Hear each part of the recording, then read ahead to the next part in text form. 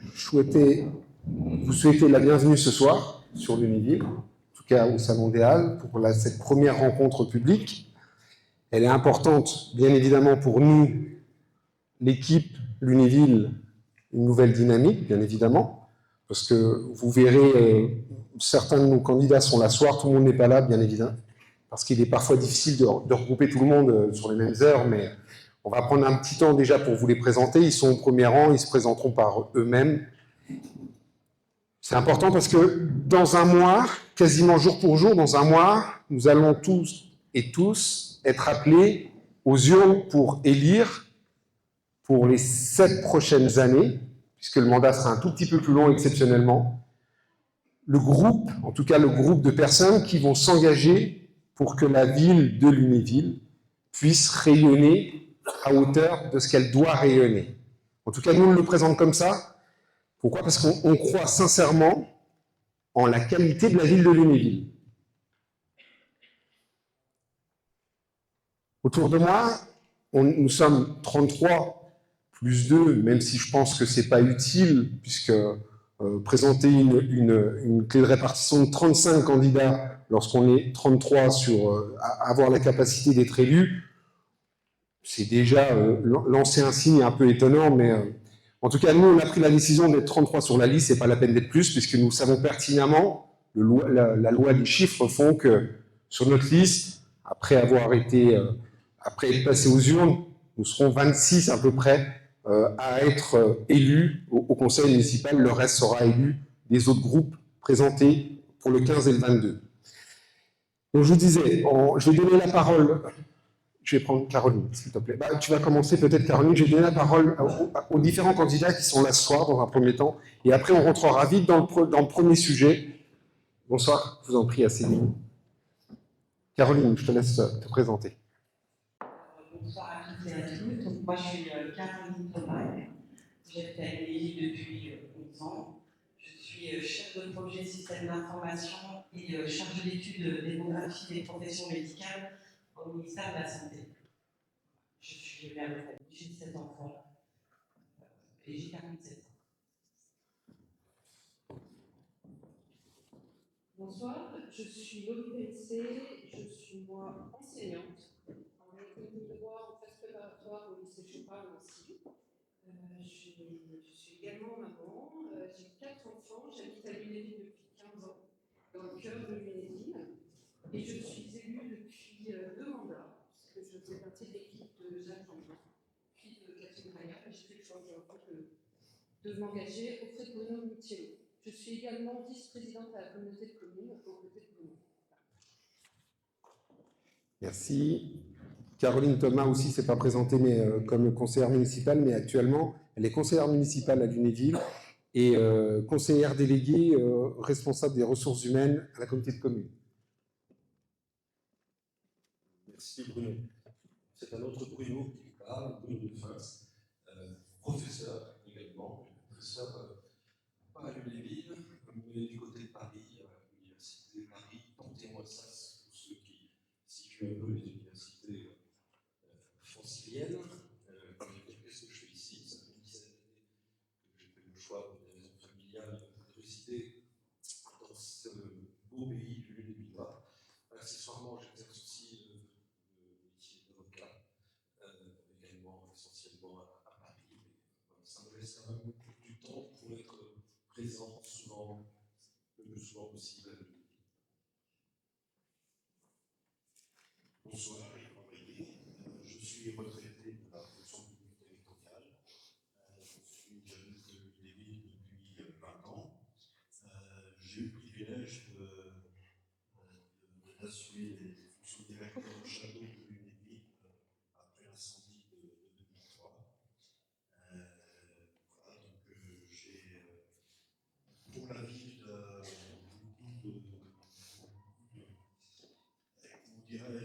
d'affection et je pense que cette ville doit pouvoir rayonner de l'avantage qu'elle rayonne aujourd'hui et qu'elle retrouvera le sud de notre récit quand le château a été commencé récemment. Bonsoir, Laurent Guvert, donc, j'ai 34 ans, je suis né à Lunéville. J'ai passé un peu plus de 10 ans en maîtrise d'ouvrage public, notamment à l'Office public de l'habitat à Lunéville. Aujourd'hui, donc, depuis 2 ans, je suis cadre en bureau d'études d'ingénierie. Voilà. Tout ce qui est travaux publics principalement et aménagement. Bonsoir, Eric Claudel, 55 ans, 3 enfants. Je suis né à Lunéville, j'ai vécu 25 ans à l'étranger. Mon domaine d'activité, c'est la sécurité en règle générale. Je me suis engagé pour défendre les entreprises locales. Je suis d'ailleurs président du club d'affaires du Niveau. Je suis de la nouvelle association qui s'est créée. Voilà, merci. Bonsoir à tous, bienvenue dans cette magnifique salle. Moi je m'appelle Daniel Souma, j'ai 19 ans, je n'ai pas forcément beaucoup de choses à raconter dans les méthodes de mon jeune âge. Je suis content de vous voir nombreux ici et j'espère qu'on fera une très belle aventure avec vous. Merci. Bonsoir, je m'appelle Lucas Sadi, j'ai 41 ans, je suis maman de 2 enfants et je suis chargée de projet dans le secteur du médical. Je suis sur le niveau depuis 5 ans et aujourd'hui je m'engage beaucoup de boulot et tout bien. Bonsoir à tous, je m'appelle Erika, j'ai 37 ans. Je suis responsable RH et coordinatrice de santé sur la métropole marseillaise. Bonsoir à toutes et à tous. Claude Lallemand, 71 ans, 32 ans au CCL de Lunéville et 19 ans au Québec. J'ai 4 enfants. Merci Claude.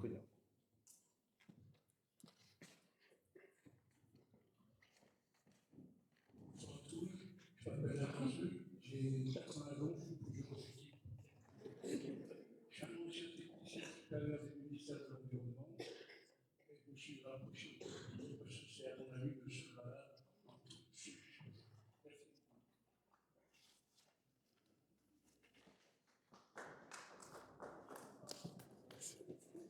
Bonsoir à tous, donc la plupart d'entre vous me connaissent. Donc, je m'appelle Mathieu, 40 ans, je suis commerçant et engagé pour le commerce local à Lunéville. J'ai été président des commerçants pendant 3 ans et c'est avec grand plaisir que je soutiens Bruno dans cette aventure.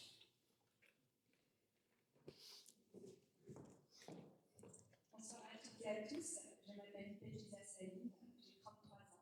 Je suis dessinatrice dans le BTP et également présidente du club des entreprises professionnelles de Lunéville à Baccarat. J'ai 2 enfants et je suis bénévole depuis 2 ans maintenant.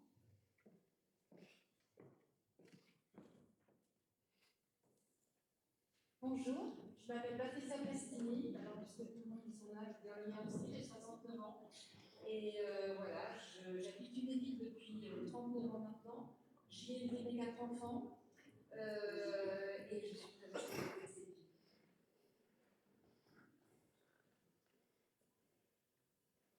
Bonsoir à vous, je m'appelle Delphine Zanzer, j'ai 50 ans, j'ai 3 enfants.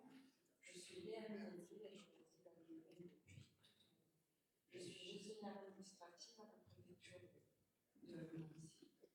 Et je me suis engagée avec eux de donner une médecine à Lunéville, qui m'ont fait honte. Bonsoir à tous, je m'appelle Samira Litari, j'ai 39 ans, je suis mère au foyer et maman de 3 enfants.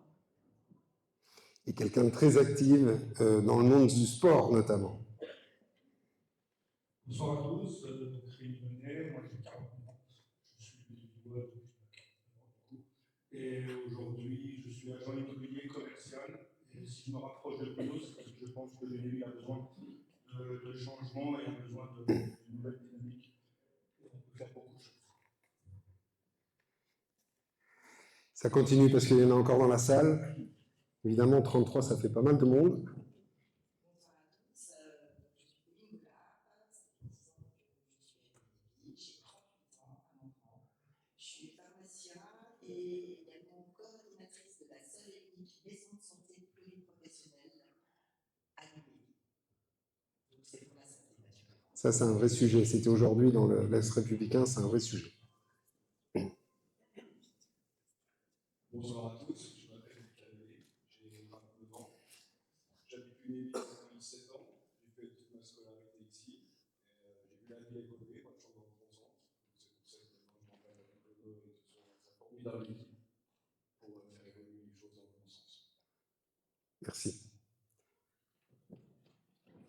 Bonjour, Jean-Luc Demont, je suis retraité de la police nationale, j'ai 68 ans, je suis papa, donc ancien fonctionnaire de police et formateur de police. Je suis né à Lunéville, j'ai toujours vécu à Lunéville, je suis très attaché à la vie normale et à la loi. Et Jean-Luc est quelqu'un de très attaché à la mémoire. Bonsoir à tous, Jean-Philippe Pérec, 51 ans, chanteur, Lunévillois depuis 1978. J'ai vu pas mal d'évolution au niveau de la ville, des divers mandats, et donc je souhaite m'engager avec Bruno et Église dynamique pour donner un nouveau souffle. Merci. Bonsoir, je m'appelle Aline Sarrault, j'ai 53 ans, je suis conseillère principale d'éducation au lycée Boutet-Morel.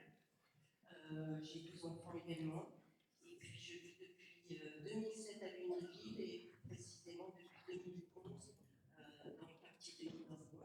Je suis ravie de vous accueillir, je suis ravie de voir des anciens élèves, un petit peu des parents d'élèves. Merci d'être là. Merci. Hier, tu... Bonsoir et bienvenue à tous. Commerçant, je viens de Pays pour moi à Lunéville. On reçoit tous les jours chez nous. Et aujourd'hui, on comprend vos inquiétudes et on pense que Bruno et ses équipes, ils ont besoin d'un nouvel élan. On est là pour donner un nouvel élan. Cela sera bénéfique pour tout le monde. Merci à vous. Il reste Isabelle et Rafik. Rafik est au fond, Isabelle est en plein milieu.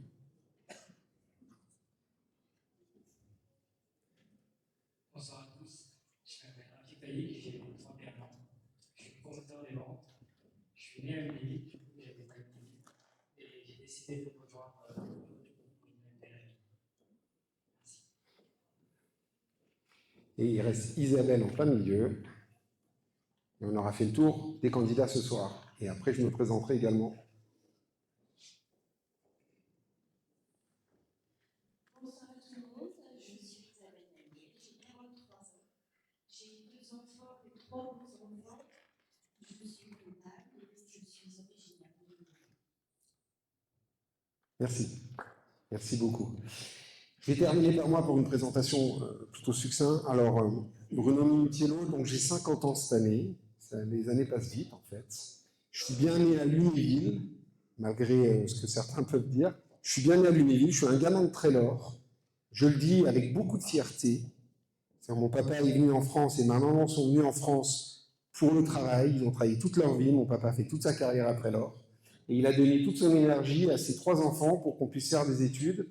Et je suis assez fier du parcours qu'on a fait, pas fier d'avoir réussi parce que ça ne veut rien dire, mais fier parce qu'il nous a inculqué des valeurs et ces valeurs, on les a gardées. J'ai eu mon bac à Lunéville, je suis issu de la filière scientifique, puisque j'ai un bac scientifique, j'ai fait du droit, je suis rentré dans la finance, je suis ingénieur en finance en fait, et puis très récemment, et il faut le dire aussi parce que je pense que dans la vie, il faut continuer à se former, je viens d'avoir mon master de gestion des collectivités territoriales avec mention très bien, et je suis content d'être major en France, puisque j'ai été nommé major en France ce week-end. Voilà. Je ferme ma parenthèse, puisque la petite vie politique a commencé il y a 12 ans.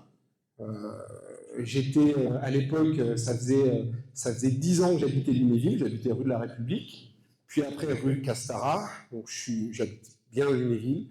Je suis propriétaire à Lunéville depuis maintenant presque 25 ans. Je suis parti 10 années, 12 ans exactement. Je suis parti 12 ans à Bénamil. Pourquoi ? Parce que je me suis rapproché simplement de mes parents. Je vous l'ai dit, pour moi, les valeurs de la famille sont importantes. Je me suis rapproché de chez mes parents pour que mes filles puissent grandir auprès de mes parents. Aujourd'hui, ma dernière a 14 ans. Elle termine ses études à Bénamil au collège de Bénin en 3e. Et depuis maintenant 3 semaines, je pense avoir trouvé le terrain idéal pour pouvoir reconstruire à Lunéville, même si je suis déjà propriétaire, pour pouvoir reconstruire, puisqu'évidemment, comme le disent certains, le maire de Lunéville doit vivre au quotidien à Lunéville. Par contre, pour être pragmatique, vivre à Lunéville, c'est ce que je fais depuis un petit moment. C'est-à-dire que ça fait maintenant 6 ans qu'on est venu me chercher pour me confier les commandes de la communauté de communes. Ça fait 6 ans que tous les jours, de 9h ou plus tard, 9h du matin jusqu'à souvent 23h, je vis à Lunéville. Je rentre parfois dormir à Béna. Il m'est même arrivé de dormir dans mon bureau, c'est pas bien, je sais. N'empêche que tous les jours, au quotidien, j'ai des problématiques qui puissent exister à Lunéville et je sais très bien quelles sont les difficultés et les atouts de Lunéville. Aujourd'hui, ce qu'on va vous proposer, c'est surtout de parler de 2 choses. La première, de parler surtout de politique générale de la ville. Et on aura certainement des sujets importants, puisqu'on va se fixer sur l'axe 1, qui est une ville intelligente, sûre et respirable. Il y aura 2 autres réunions publiques sur lesquelles on va se concentrer sur les 2 autres. La deuxième sur notamment l'environnement économique. Et je reste persuadé, et je ne suis pas le seul, on est beaucoup à rester persuadé qu'il y a un vrai virage à prendre ces 10 prochaines années dans le monde économique. Si Lunéville prend ce virage économique, et quand je parle de Lunéville, je parle bien du territoire lunévillois, parce que je pense que Lunéville ne doit pas rester tout seul dans son coin. Le territoire lunévillois sera fort si Lunéville est fort. Lunéville sera forte si le territoire lunévillois est fort. Ça ne peut pas fonctionner autrement. C'est comme ça que ça se passe aujourd'hui en France. La plupart des maires des villes moyennes sont présidents des intercommunalités. Ce n'est pas une histoire de cumul de mandats, c'est juste une histoire de cohérence. Quand vous êtes maire, quand vous avez une communauté de communes où pratiquement 50% de la population est issue de la ville maître, vous ne pouvez pas avoir une dissonance dans les politiques et dans le développement des politiques. Ce n'est pas possible.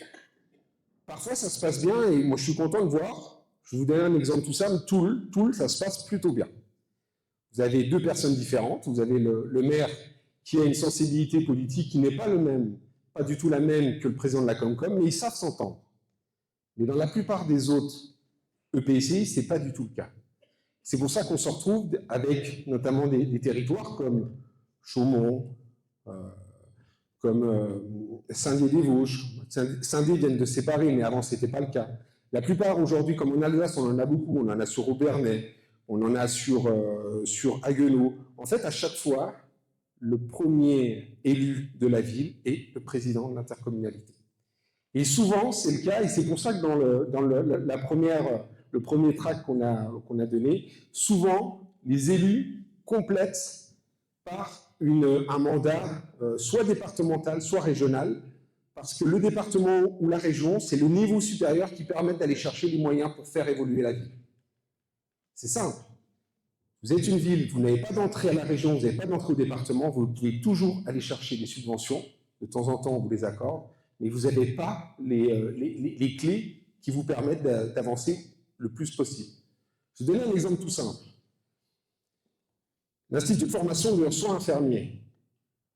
J'ai lu plein de choses dessus. C'est toujours très, très, très plaisant, mais juste pour bien situer les choses, l'Est républicain a bien fait le travail il y a quelques années, puisque quand il a été ouvert, l'Est républicain a juste rappelé que l'IFSI de Lunéville a été ouvert parce que la région l'a ouverte. Et la région l'a ouverte parce que la première vice-présidente a été très sensible. On a beaucoup travaillé avec la première vice-présidente, c'est Valérie Debord. Valérie Debord a été très sensible à Lunéville parce que nous avons argumenté, moi et Dominique Renaud, qui est sur Nancy, sur le fait que pour garder des infirmières en proximité, il faut qu'elles soient formées en proximité. Et si l'année dernière, l'IFSI n'est pas fermée, parce qu'elle était sous couperet de fermeture, c'est parce que Dominique Renaud et moi-même, qui siégeons au conseil d'administration de l'IFSI de Lunéville, nous avons légèrement tordu le bras à la région en disant que ça serait bien de continuer parce que ça fonctionne. Et je vois une jeune fille qui a l'IFSI à Lunéville aujourd'hui, qui est au premier rang, et je pense qu'elle est très contente de faire ses études à Lunéville en tout cas. Ça, c'est pour le petit historique.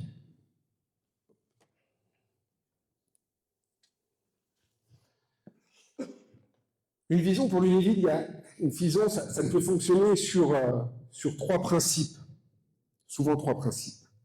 Après, on sait que ça ne se passe pas tout à fait comme ça. Le premier, c'est écouter, diagnostiquer, et on ne le fait pas tant qu'on n'est pas aux rênes, enfin, tant qu'on ne tient pas les rênes et de la bourse et les rênes de décision d'une commune. Et on le voit aujourd'hui. J'entends énormément de diagnostics extérieurs. Je vous le dis, pour l'instant, nous, on n'est pas rentré dans ce schéma de diagnostic parce qu'on ne peut pas contrôler l'ensemble du schéma des politiques d'une ville si vous ne contrôlez pas les choses. La communauté de communes, tant que je n'ai pas eu l'occasion de prendre les règles de la communauté de communes, je n'avais pas mesuré le travail qui devait être fait. Je rappelle, on est venu nous chercher, enfin moi et d'autres, on est venu nous chercher il y a 6 ans à la communauté de communes parce qu'il y avait une difficulté et je pense que la communauté de communes avait besoin d'être emportée avec un élan un peu différent. C'est factuel, il suffit de regarder, puisque l'avantage du public, c'est que tout est public. Vous allez regarder les comptes en 2020, quand j'ai repris les comptes de la communauté de communes, je le dis, c'est assez faramineux, il y avait un déficit platonique de 900 000 €. On n'était même pas capable de payer nos prêts. Ça, c'est quand ça a été pris en 2020. Aujourd'hui, on sort, le compte de résultat du budget principal de l'intercommunalité ressort aujourd'hui après paiement de nos engagements avec une plus-value, ce qu'on appelle une capacité d'autofinancement, une plus-value de 500 000 €. C'est-à-dire qu'on a fait un delta d'1,4 million en 6 ans, alors qu'on a vécu le Covid, on a vécu la guerre d'Ukraine, enfin en tout cas le début de la guerre de l'Ukraine. Et ce n'est pas la guerre en soi qui a été une difficulté. On verra tout à l'heure, notamment qu'on parlera un peu de propreté, c'est que 2022, c'est les entreprises suite, en février 2022, quand la guerre d'Ukraine s'est déclenchée, les entreprises en France, et ça ce sont des données de l'INSEE, ont eu une hausse de leurs frais structurels, comme les collectivités, de plus de 54%. Ça, c'est factuel. On peut dire tout ce qu'on veut. On peut avoir des gens qui vous disent oui, mais il ne faut pas augmenter ça. Oui, mais c'est normal, il faut... Mais en fait, vous devez équilibrer. Les collectivités, ce n'est pas l'État. Je suis très amer. Vous imaginez bien, moi qui suis ingénieur financier, quand je vois le déficit qui se creuse de plus en plus de l'État, alors que nous, collectivités, communes, intercommunalités, départements, régions, aucune des collectivités territoriales n'ont la capacité de faire voter un budget déficitaire. Ce n'est pas possible. Mais ça implique des vraies responsabilités. Pourquoi ça implique des responsabilités? Parce que ça veut dire que quand vos charges augmentent, vous ne pouvez faire autrement que soit pour la compression de charges, c'est-à-dire faire des économies d'échelle, soit malheureusement de l'équilibrer par les ressources. Et c'est comme ça, parfois, où vous avez des hausses que personne ne veut. Mais vous êtes obligé de réguler, puisque de toute façon, la Chambre régionale des comptes prend la main sinon sur votre budget et régule par une hausse d'impôts. Alors après, on peut entendre ce que moi j'appelle du populisme, où on nous dit « moi je ne vote pas de hausse de tarification ». Mais en fait, ce n'est pas qu'on vote une hausse ou on ne vote pas une hausse. Simplement, on regarde un compte de résultat et on regarde sur ce compte de résultat, il est juste ou il n'est pas juste. Ce n'est pas une hausse qu'on vote. C'est voir comment c'est ventilé à l'intérieur. C'est là où parfois je regrette un peu que certains prennent la parole en disant vous avez vu, moi j'ai voté contre. C'est facile de voter contre. C'est facile de voter pour. Ce qui est plus dur, c'est de voir ce qu'il y a à l'intérieur et quels sont les impacts. Donc ce qui marche, ce qui bloque, ça, c'est quelque chose qu'il faudra vraiment se concentrer dans les premiers mois. Les points noirs, alors évidemment, les points noirs à traiter, il y a un gros point noir, et on va en parler tout à l'heure, c'est la salubrité publique. Évidemment. Alors ce qui est intéressant, c'est que ce soir, on en parlait tout à l'heure avec Patricia, ce soir, il y a un superbe reportage télévisé sur la gestion des ordures ménagères en France. C'est à la radio? À la radio. Ouais. Sur la gestion des ordures ménagères en France, où on explique qu'il n'y a pas une commune où ça se passe correctement. C'est là où peut-être que les services de l'État, comme l'ADEME, devraient réfléchir à d'autres propositions. Je peux vous donner un exemple. J'ai fait une proposition à notre député pour changer la loi, notamment sur les ordures ménagères. Parce qu'effectivement, quand vous reprenez la gestion en France des ordures ménagères, il y a 2 types de gestion. Ben, les deux, elles ont des avantages, des atouts et de gros inconvénients. Et en fait, on se rend compte, quand on commence à mettre vraiment le nez dedans, on se rend compte que parfois, il faudrait juste changer un tout petit peu la loi pour débloquer les choses. Mais pour voter une loi, vous savez comment ça se passe. première chambre, deuxième chambre, retour première chambre, et après, si le gouvernement est d'accord, il le vote. Et après, encore, quand elle est votée, il faut encore la mettre en œuvre. Vous avez pléthore de lois qui ne sont jamais mises en œuvre parce que derrière, vous avez pas, le président ne prend pas ses responsabilités pour les mettre en œuvre. Agir vite. Oui, il y a des choses qu'il faudra agir vite. Ce que j'appelle les 100 jours. Les 100 jours, c'est là où on va nous attendre le plus vite possible. Les actions visibles, vous imaginez bien, une des premières actions qui va être visible, c'est comment on va traiter la salubrité dans notre vie. Ça, c'est clair.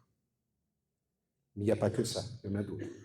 Des priorités claires, c'est ce qu'il faudra qu'on fasse collectivement après, à la fin des 100 jours, c'est collectivement voir ce qui sera possible techniquement et pas possible pour l'avenir.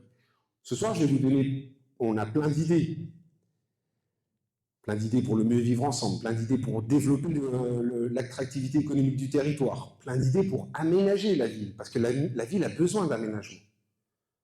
Je suis désolé, c'est moi qui vais le dire, mais aujourd'hui, Lunéville est une ville accueillante, belle, mais d'une structure ancienne. Aujourd'hui, elle ne répond plus aux besoins de la vie sociale actuelle. On va parler de mobilité douce, par exemple. Souvent, on voit, et je suis le premier à dire, et j'ai failli me faire renverser en tant que piéton par une trottinette. Bah oui, les trottinettes, vous en avez partout, des trottinettes. Et vous en avez partout parce qu'aujourd'hui, sur Lunéville, les trottinettes, si elles ne sont pas sur le trottoir, elles sont en risque, et c'est pas bien. Je ne vous dis pas que c'est bien d'être sur le trottoir, mais les gamins ils préfèrent être sur le trottoir que de se retrouver en dessous d'une roue. Et aujourd'hui, on me dit non, ça n'existe pas. Bah, je suis désolé, il y a encore 3 mois, à côté du pont Chanzy, une gamine était par terre, et puis je peux vous dire que la gamine s'en souvient. Parce qu'elle s'est fait renverser par un véhicule, et malheureusement, c'est comme ça que ça se passe. Du terrain tous les jours, et oui, effectivement, je crois que c'est ce qu'il y a de plus beau dans le mandat en fait, de proximité, c'est que nos mandats de proximité, c'est du terrain tous les jours. On ne peut pas piloter quand on est dans sa tour d'ivoire. On peut avoir, certains parlent de conseillers parisiens. Enfin, je suis désolé, moi, j'ai pas envie de mettre 200 000 € de conseils parisiens sur la table. Non, ce que j'ai besoin, c'est des gens du territoire qui me parlent du territoire. Quand Bruno me dit, écoute, ça fait 10 ans maintenant que je suis là, effectivement, mon expérience me dit que là, il y a un sujet, il va falloir qu'on creuse, il va falloir qu'on regarde les choses. Oui, je le crois, pas parce que c'est quelqu'un qui connaît les rouages, c'est parce que c'est quelqu'un qui a vécu, qui vit Lunéville tous les jours, qui a vécu Lunéville depuis 10 ans. Et son expérience lui permet d'avoir un œil critique. Et c'est là où ça devient intéressant. Et là où ça devient également intéressant, c'est la pluralité, ce que j'appelle la pluralité de notre liste, c'est que j'ai souhaité avoir une liste où nous avons des horizons complètement différents. Des horizons, que ce soit des horizons professionnels, mais également des sensibilités politiques différentes. On n'est pas apolitique, on est multipolitique. Ce n'est pas tout à fait la même chose. On est multipolitique parce qu'on respecte le choix de chacun. Et après, on amène nos arguments pour faire changer les avis. Mais on n'est pas dogmatique et on n'interdit pas les autres de réfléchir.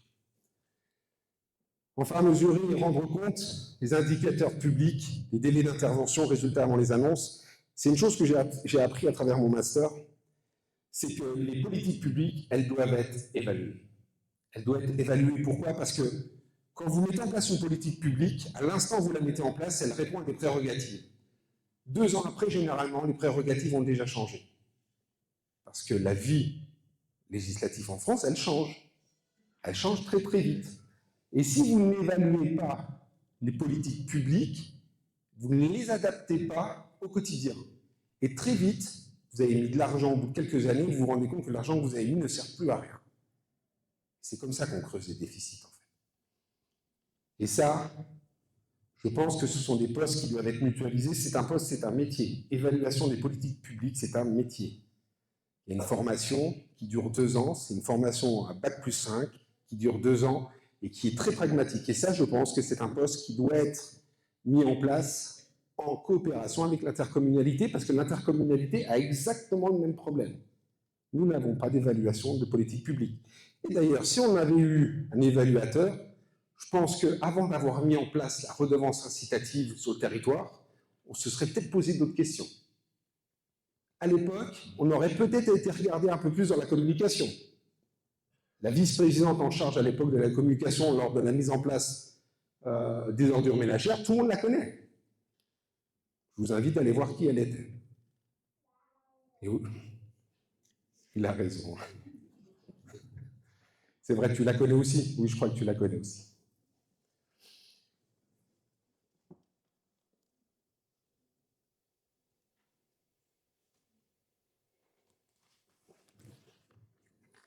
Ce que je veux changer, c'est un engagement simple. Première, une ville propre et entretenue. Vous avez compris? On ne peut pas... J'entends ce qu'on me dit. On ne peut pas aujourd'hui tolérer ce qui se passe. J'entends, c'est du ping-pong entre la Comcom et la ville. Non, ce n'est pas du ping-pong entre la Comcom et la ville. Le ping-pong, c'est le discours qu'on a. Aujourd'hui, la loi, elle est simple. L'organisation du ramassage, c'est la communauté de communes. L'organisation du traitement et des valorisations, c'est l'intercommunalité. Aujourd'hui, on a mis en place, j'ai récupéré la mise en place de conteneurs enterrés sur Lunéville, parce que quand je suis arrivé en 2020, tout était déjà posé. 1,9 million investi à Lunéville pour les bornes enterrées, tout était déjà installé. J'ai juste fait le chèque de 400 000 de plus-value parce qu'il y a eu 400 000 € de plus-value quand ça a été installé. Je n'ai pas eu le choix. Mais derrière, on m'a dit, quand je suis arrivé, mais pourquoi on ne revient pas en arrière? Première question, ben non, on ne peut pas revenir en arrière. Quand vous mettez 1,9 million, ce n'est pas comme une voiture, vous ne la revendez pas si vous n'avez plus envie de votre voiture. C'est-à-dire que pendant 10 ans, il faut déjà amortir les 1,9 million que vous avez investis. Et si vous voulez arrêter et repasser au bac, eh ben vous continuez quand même à payer des choses que vous n'avez plus. Donc en fait, aucun gain. Aujourd'hui, on est pris au piège. En tout cas, sur le système de ramassage. Après, on peut le faire évoluer. D'ailleurs, c'est ce qu'on est en train de faire. La deuxième, c'est sur le système de traitement. L'intercommunalité, à l'époque, a signé une délégation de service public, c'est très technique. En fait, ils ont confié à une entreprise privée la valorisation, le ramassage, la gestion, l'encaissement, en fait, tout le cycle complet du traitement des ordures ménagères. Un contrat de 10 ans, 60 millions €, c'est pas rien, je vous assure. Lorsque j'ai été, on m'a confié les responsabilités de l'intercommunalité, la première chose que j'ai dit, et d'ailleurs on était deux à avoir voté contre à l'époque avant d'être président. Il y a moi et M. Gérard Coinsman, pour lesquels malheureusement aujourd'hui il est décédé, c'était le maire de Rainvillers. Gérard Coinsman, lui aussi comme moi, avait émis énormément de doutes. Et il avait raison malheureusement, puisque au moment où on nous l'avait présenté, on s'était rendu compte, je pense de façon un peu intuitive, qu'il y avait quelque chose qui ne collait pas. On ne pouvait pas l'expliquer complètement, mais il y avait un truc qui n'allait pas. Donc on n'avait pas été d'accord à l'époque. Par contre, tout ce qui se passe à côté, c'est de la police, c'est la compétence police du maire. Je vais essayer. Je vais surtout vous montrer parce que je pense que j'aime bien montrer les choses comme elles le sont. Voilà, oh, mais là on va avoir du mal à le voir. Tiens, vas-y, tu peux agrandir? En fait, la loi elle est claire. Moi, en tant que président de la Comcom, j'ai aucune action en ville. Aucune. Le sac qui est à côté, je ne peux rien y faire. Si, au pire, je peux ramasser. C'est tout ce qu'on peut me reprocher, de ne pas ramasser. Mais aujourd'hui, le maire a la responsabilité de la police municipale, je vous lis l'article, qui comprend, merci, tout ce qui intéresse la sûreté, la commodité du passage dans les rues, y compris le nettoiement et la répression de tous les dépôts, déversements, déjections et projections de nature à nuire à la sûreté, à la commodité du passage et à la propreté des voies. Tout ce qui passe à côté, c'est de la compétence, c'est de la police du maire. Pour ça, il y a deux articles. Il y a l'article du Code général des collectivités territoriales qui le dit, et le deuxième, c'est l'article 541-3 du Code de l'environnement. Elle a tout pouvoir pour pouvoir agir contre les dépôts. C'est pour ça que je dis que ce n'est pas un ping-pong. C'est simplement, il faut qu'on s'accorde entre nous. Là, on est d'accord, il faut qu'on s'accorde. C'est-à-dire que moi, en tant que président, Il faut que je continue à proposer une alternative et le maire des villes, des communes, eux, doivent s'occuper de la partie de police du maire. Alors évidemment, quand on s'entend, ça va bien. Quand c'est la même personne, c'est encore mieux. Quand il y a des dissonances, c'est plus compliqué. Parce que ça coûte de l'argent. Et ça coûte de l'argent à deux niveaux. Le premier, ça coûte de l'argent en traitement. Parce que quand vous êtes dans la ville et que vous êtes obligé de ramasser et de traiter, aujourd'hui, ça ne me surprend pas quand j'entends que ça coûte 100 000 € à la commune. Moi, ça ne me surprend pas, ça coûte très cher le traitement. D'autant plus que vous traitez des ordures ménagères qui ne sont pas triées, au lieu de les payer en incinération, ils terminent souvent en enfouissement. À presque 70 € la taxe à la tonne d'enfouissement, c'est énorme. La taxe, vous ne l'avez encore pas traitée. Par contre,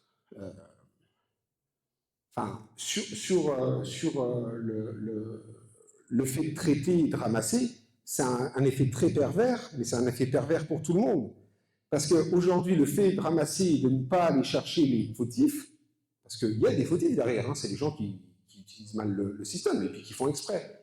C'est une perte sèche pour l'intercommunalité en rentrée de 300 000 €. Aujourd'hui, j'ai 300 000 € qui ont disparu de mes cotisations. Ben oui, évidemment, si ils sont ramassés, ils ne sont plus dans les passages. S'ils ne sont plus dans les passages, ben les gens ils payent moins. D'ailleurs, c'est pour ça qu'ils ne les mettent pas dedans. C'est pour payer moins. Sauf que j'ai 20 000 cotisants. C'est simple. 300 000 € de manque à gagner, vous divisez par 20 000, vous savez combien est aujourd'hui le surcoût de la cotisation, simplement par le fait de ne pas traiter le sujet. On est au-dessus, aujourd'hui, on est pratiquement à 15 €. On est à 15 €. Voilà, c'est pour ça que je voulais revenir dessus, parce que je pense que le sujet est assez important. Je l'ai dit tout à l'heure, le sujet, il est partout en France. Hein. Vas-y, tu peux me le remettre ? Faut que tu le mettes en... Voilà. Ça, c'est une chose qu'il va falloir qu'on traite. Et ça ne va pas se traiter simplement parce qu'on va dire qu'on va traiter. On va traiter parce qu'il faudra plus de présence sur le terrain. Et une des présences sur le terrain qu'il va y avoir, on va se le dire avec des mots simples, il n'y aura pas une rue à Lunéville sans qu'il y ait une caméra en vidéoprotection. Ça va demander de l'investissement, c'est clair. Un investissement qui sera flat si on ne fait que ça, sauf qu'aujourd'hui, il existe un système, une ambition pour la ville, ce qu'on appelle, je veux dire à l'anglaise, parce qu'elle est présentée comme ça aujourd'hui, hein, ce qu'on appelle la Smart City, c'est la ville intelligente, et à travers le déploiement de la vidéoprotection en ville, vous y adossez énormément de choses. Vous y adossez la surveillance, bien sûr, de ces dépôts sauvages, avec la capacité d'aller chercher les fautifs. Vous y adossez notamment une surveillance des rues en termes d'agression, en termes de protection des personnes, en termes de protection des biens, et ce n'est pas que des agressions. Vous avez des personnes âgées qui tombent. Aujourd'hui, les caméras ont la capacité par des algorithmes de vous prévenir tout de suite qu'il y a un événement à un endroit. Ce n'est pas complet, puisque pour ceux qui sont très intéressés à ça, il y a eu une jurisprudence autour des Jeux Olympiques où aujourd'hui on est encore un petit peu flottant sur l'intelligence artificielle. Mais aujourd'hui, en adossant sur un maillage complet de la ville en vidéoprotection, vous avez la capacité de pouvoir rétroéclairer les places de parking qui sont disponibles dans la ville et vous fléchez plus facilement les choses. Vous pouvez aller avoir une télésurveillance de vos voiries, notamment lorsque ça se déforme ou lorsqu'il y a des problèmes dans la voirie, c'est pareil. Vous pouvez aller chercher de la protection lorsque vous avez des montées des eaux, et quand vous êtes à Lunéville et que vous êtes en situation de PPRI en plein milieu, juste de l'autre côté du château, c'est des choses qui sont importantes. Vous pouvez, je vous ai lutté contre justement les dépôts sauvages qui va pouvoir réguler énormément de choses déjà, et en même temps, vous avez d'autres choses qui existent, puisque sur la vidéosurveillance, il y a notamment des protections d'environnement, de télégestion des lampes publiques et de l'éclairage public, mais on en parlera par la suite. Autre engagement simple sur l'aménagement, c'est une circulation plus fluide. La circulation aujourd'hui, ça, c'est un constat, et malheureusement on peut le faire maintenant parce que je crois que le constat il est fait depuis quelques décennies. Nous avons sur Lunéville un problème de stationnement. Ça date, c'est pas tout nouveau, avec deux difficultés. Alors souvent, une difficulté parce que vous avez des véhicules qui sont des véhicules ventouses. Elles ne bougent pas de la journée. Mais en fait, elles ne bougent pas parce qu'on n'a pas de choix. Il y a des gens qui habitent dans la ville. Ils ne vont pas toutes les heures sortir pour déplacer leur véhicule. C'est-à-dire qu'aujourd'hui, il faut, plutôt que de dire c'est pas bien, il faut faire, comment dire, il faut les punir. C'est pas ça le but. Le but, c'est comment on organise la ville pour pouvoir libérer les places de parking pour que ce soit les consommateurs qui viennent pouvoir consommer chez nos commerçants, chez nos artisans. Parce qu'aujourd'hui, si quelqu'un vient pour consommer et que la personne met 10 minutes pour trouver une place de parking, elle ne s'arrête plus. La prochaine fois, elle va ailleurs. Et aujourd'hui, je peux vous dire où elle va.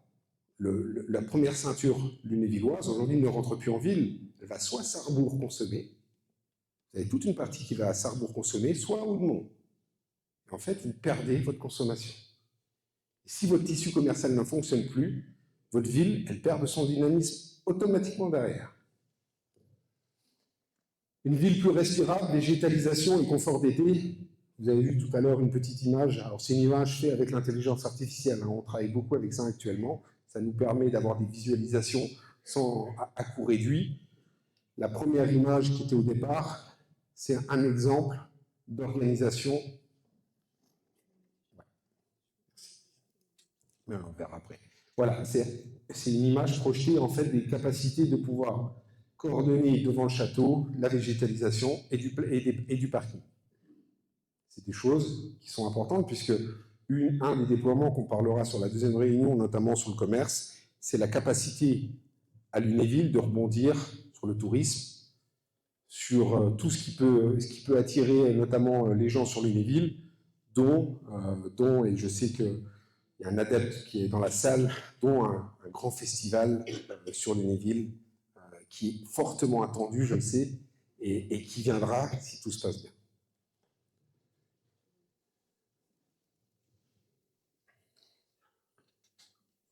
Derrière, un pilotage transparent sur les indicateurs et les décisions assumées.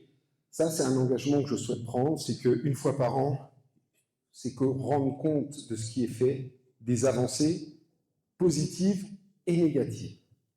J'ai du mal à croire que tout le monde ne fait que du positif, c'est pas possible. Alors, je ne vous dis pas que ce sont des échecs.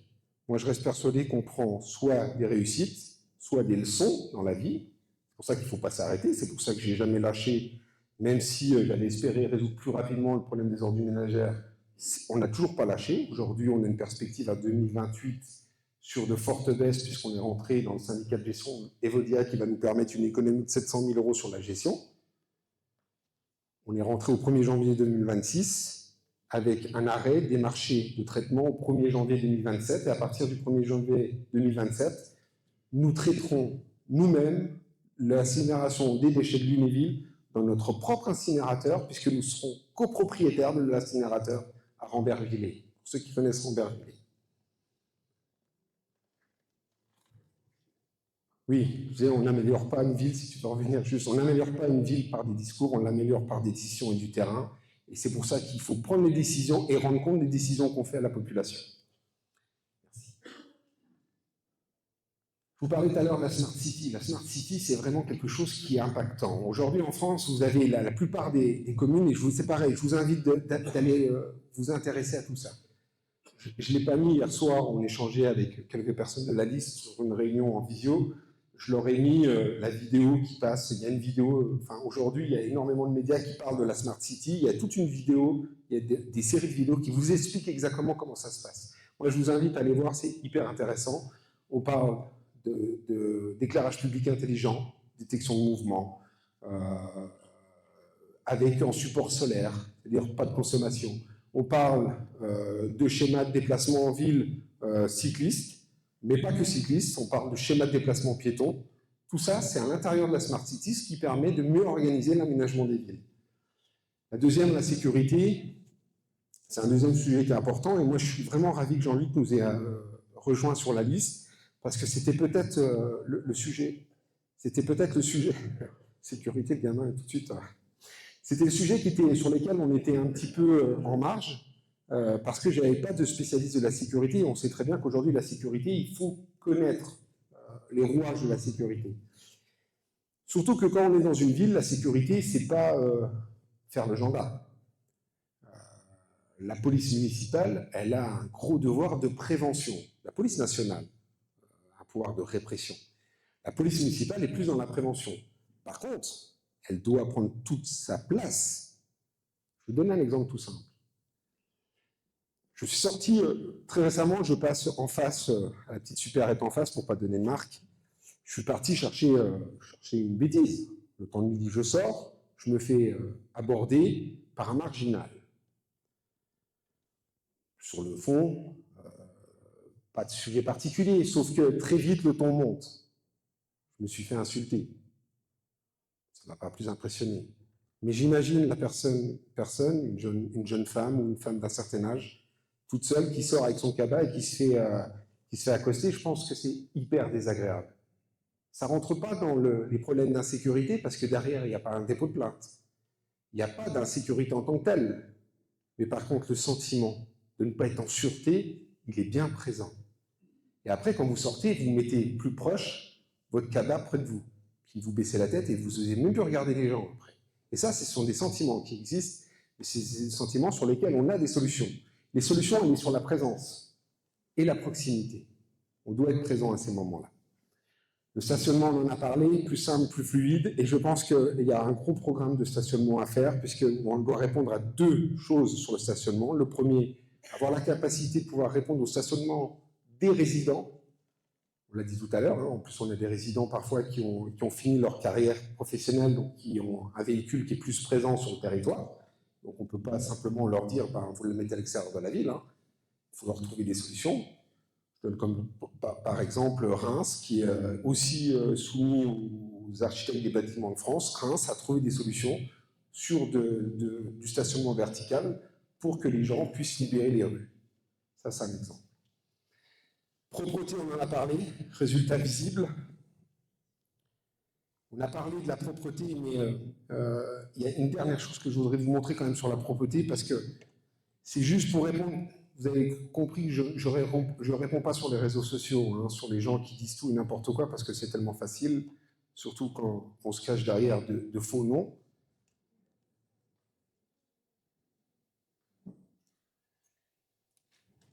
Je voudrais juste vous faire part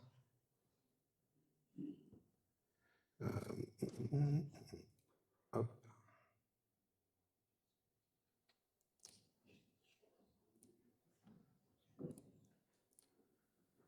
Comment ça se fait que j'arrive pas à passer? Tu peux me le repasser sur celui-là.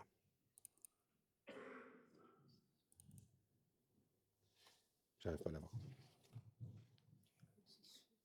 Je ne sais pas. La technique. Hein.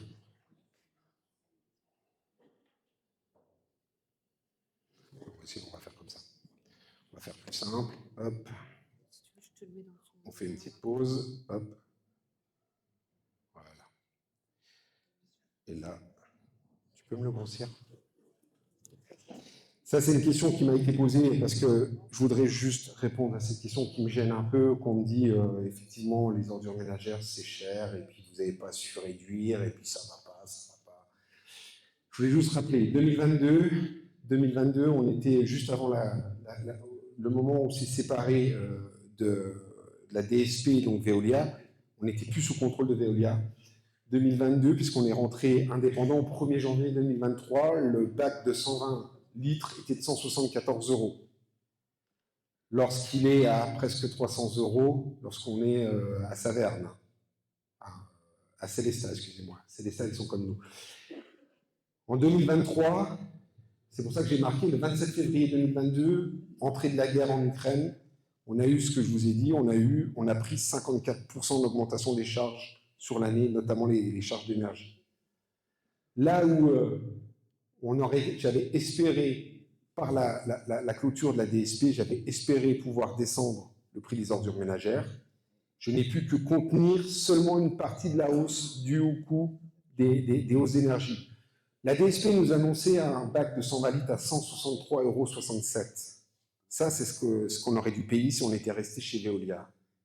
Le fait d'être sorti, ça nous a permis de ramener la facture à 214 € pour un bac de 120 litres, soit 50 € de moins à l'année. Mais ça, vous pouvez le dire, mais les gens vous disent, mais on n'a rien vu en fait. Ah oui, vous ne le voyez pas parce qu'en fait, vous ne l'avez pas payé. On a juste descendu la capacité de payer moins, enfin, on a descendu la capacité de cette hausse. 2024, on a réussi, en contenant les charges, à repasser à 205,50 €. On a fait un effort de 9 €. Là, je vous avoue, personne n'est venu me dire, c'est bien, vous avez baissé les ordures ménagères de 9 €. Par contre, l'année suivante, on l'a augmenté de 4 €. Là, par contre, tout le monde m'a dit, vous avez augmenté de 4 €. Tout ça pour dire que, en fait, je revenais sur ce que je disais tout à l'heure, on n'est pas là pour vous faire de fausses promesses. Le budget des ordures ménagères est un budget autonome. Je n'ai pas le choix que de l'équilibrer par le coût, la redevance. Je peux faire ce que je veux, je peux demander ce que je veux. Aujourd'hui, la Chambre régionale des comptes m'interdit d'aller chercher de l'argent ailleurs. Donc, lorsqu'on a une hausse comme on a eu en 2023, bah, automatiquement, la hausse, elle est répercutée sur les coûts. C'est juste pour qu'on comprenne bien, parce que ce qu'on a vécu là, demain, si on a une hausse des frais, automatiquement, vous allez voir votre cotisation qui va descendre. Demain, je dis une bêtise, les Américains nous font de nouveau n'importe quoi, et on a une hausse, une envolée en fait de l'inflation et des coûts, automatiquement, que ce soit moi, n'importe lequel, qui sera aux commandes, il verra le prix augmenter. Puis on pourra dire, bah, il n'a pas été bon. Et en fait, ce n'est pas qu'il n'a pas été bon. Il n'a pas d'autre choix que de réguler par le prix.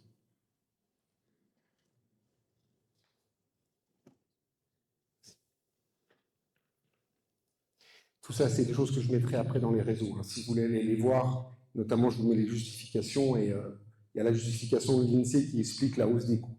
Merci. Propreté, on en a parlé. Mobilité, j'aimerais qu'on s'arrête dessus, parce que je vous ai dit qu'on parlerait d'aménagement. Aujourd'hui, sur la mobilité, en fait, il y a deux choses qui n'ont pas été faites. Et c'est dommage, parce qu'au niveau du pays du Lunévillois, il a été validé le schéma de cyclable sur l'ensemble des 4 intercommunalités du pays du Lunévillois, la communauté de communes du territoire de Lunéville-la-Vacara, CC3N, de Zouzan-Piémont et le Sanon. Les 4 ont fléché les grandes lignes de mobilité douce. Ce qu'il faut savoir, c'est que la loi est faite ainsi. L'organisation des mobilités est faite en conjoint. Les communautés de communes à travers le pays du Lunévillois sont regroupées pour faire tout ce qui est en dehors de la ville. Par contre, la ville, elle doit s'occuper de son schéma cyclable chez elle. Alors évidemment, quand on a un petit village, c'est facile. Hein. Un petit village, c'est traversé de part en part. Vous mettez un truc réservé pour les vélos et vous avez fini votre travail. Quand on est dans une ville, c'est un peu plus compliqué. Parce qu'il faut s'organiser pour pousser un peu les murs, parfois. Et c'est valable pour le vélo comme pour les piétons. Il faut que ça soit continu et sûr. Et là, Farouk le sait, puisqu'on a déjà échangé ensemble, il existe des solutions. Il faut juste s'en emparer et puis programmer sur plusieurs années la capacité de pouvoir répondre à cette mobilité douce. C'est des enjeux importants parce que c'est les enjeux de mouvement et de mobilité de nos enfants, en sécurité depuis chez eux vers les lycées, par exemple, mais pas que, puisqu'on a des mobilités à organiser.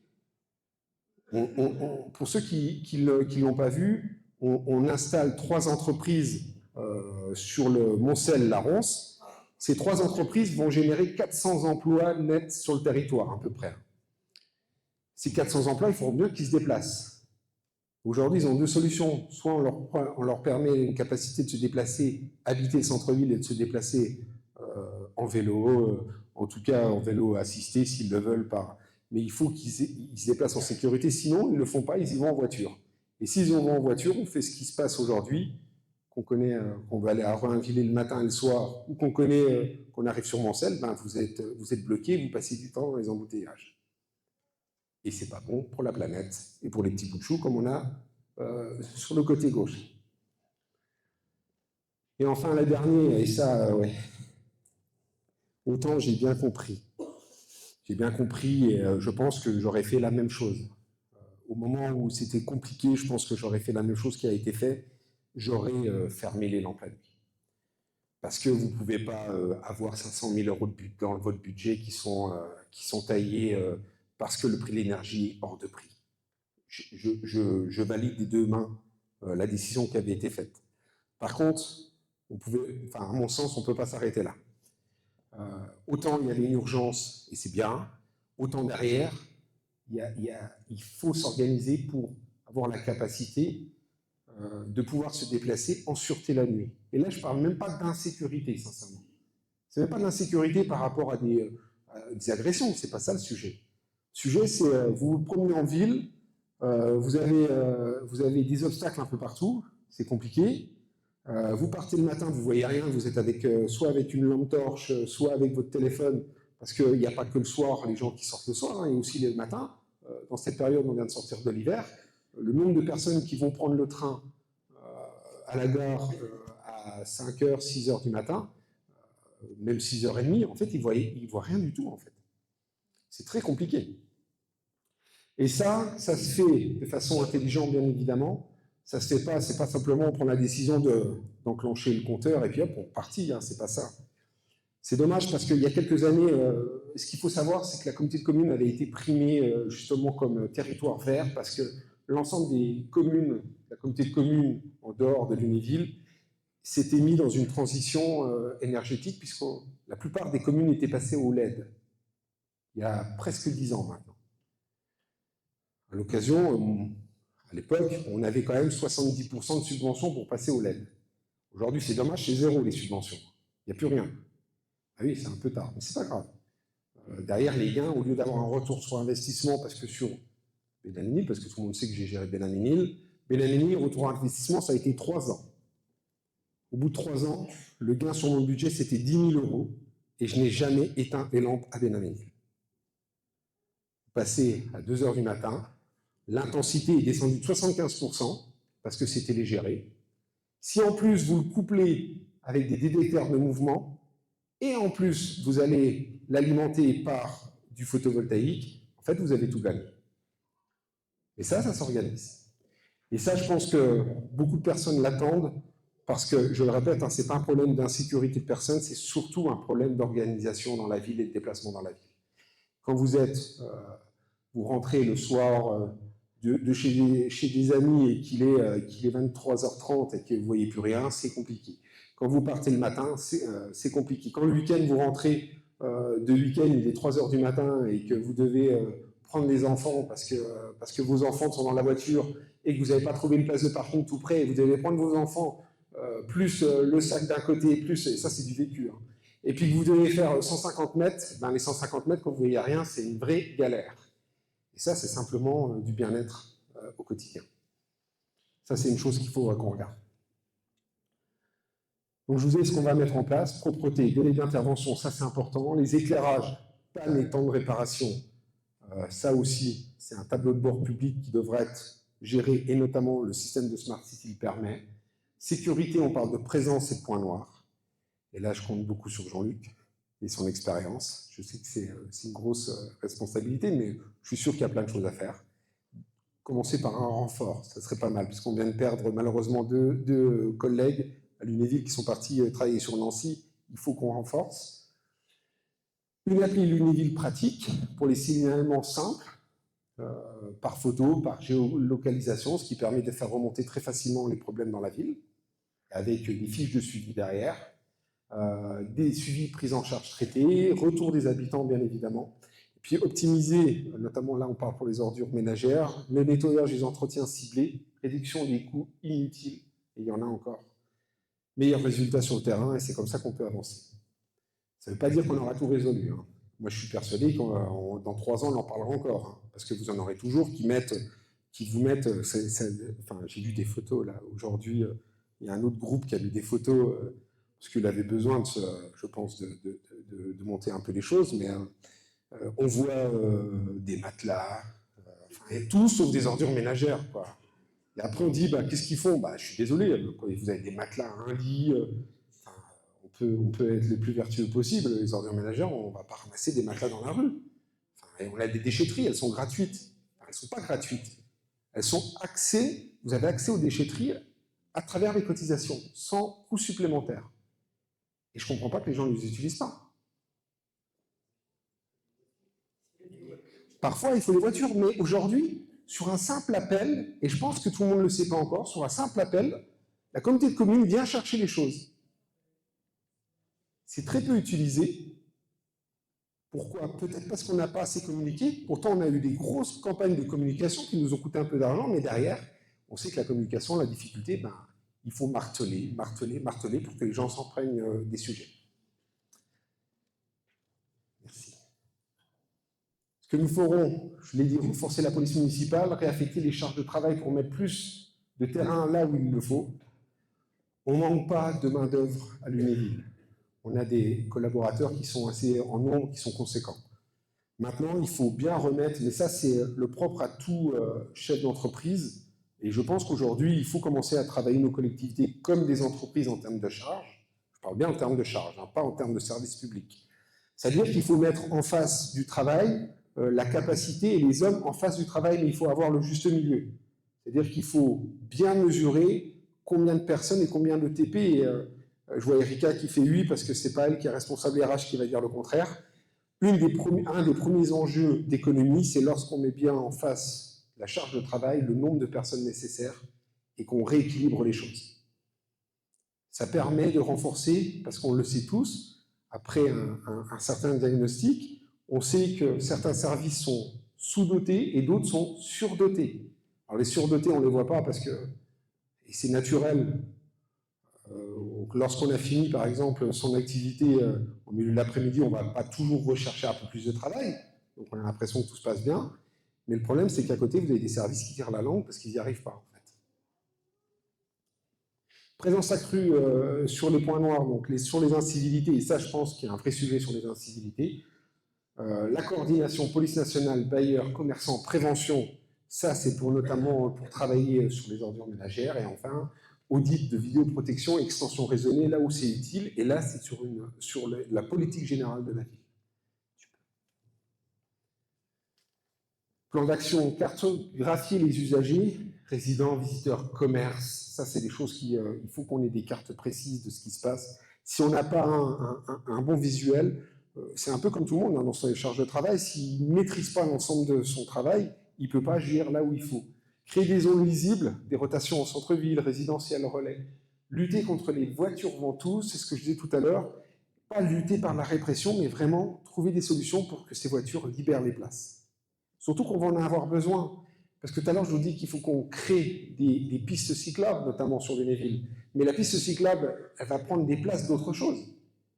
Et ce n'est pas en mettant les voitures dehors, c'est en réorganisant la ville. Ça va être important. Et enfin, une signalétique claire. Notamment, il y a une chose que j'ai vue en Alsace. Alors, je sais, on va me dire que l'Alsace a un peu plus d'argent. Je pense que ça fait longtemps qu'ils sont organisés pour avoir un peu plus d'argent. C'est autre chose.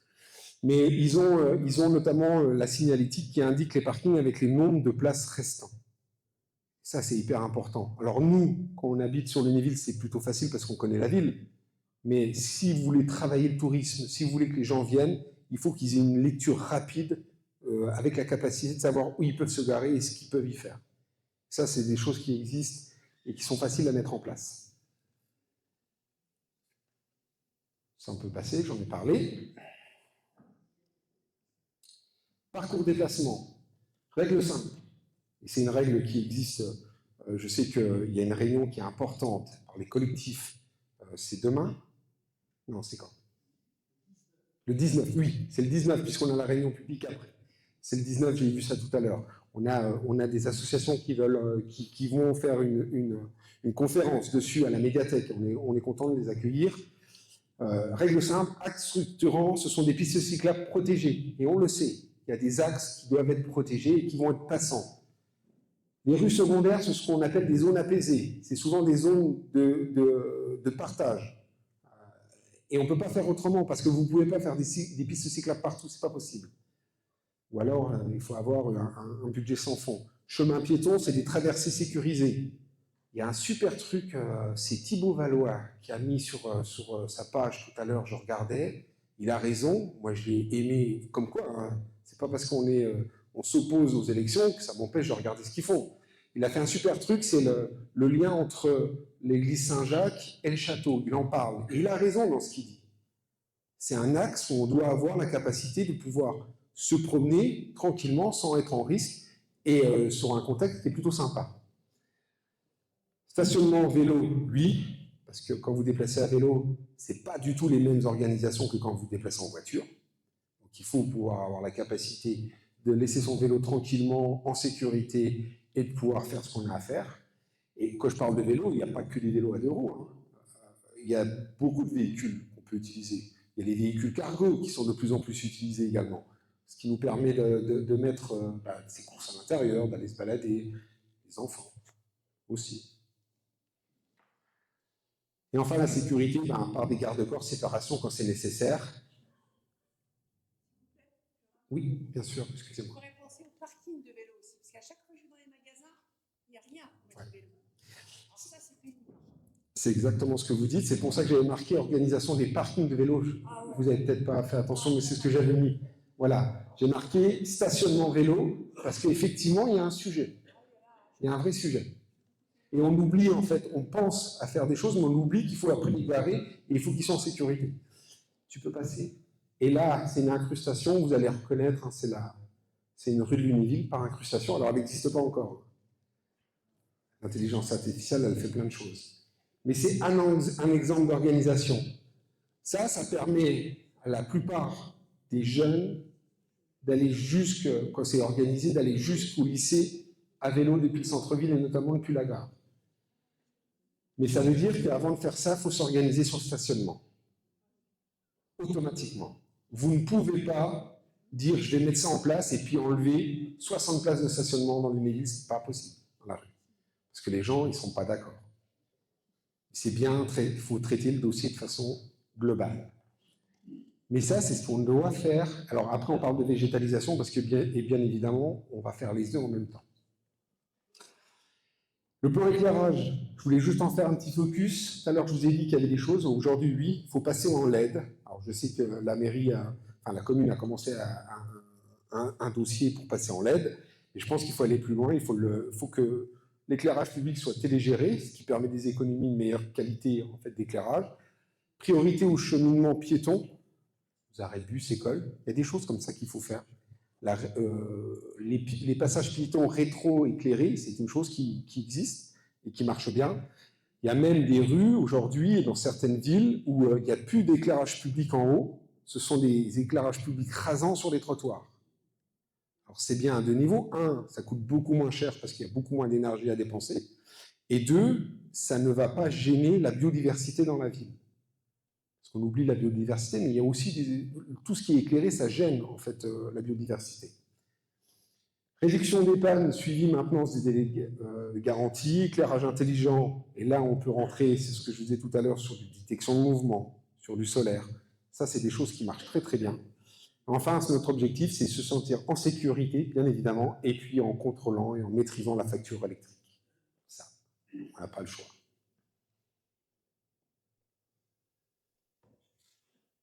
Ville respirable.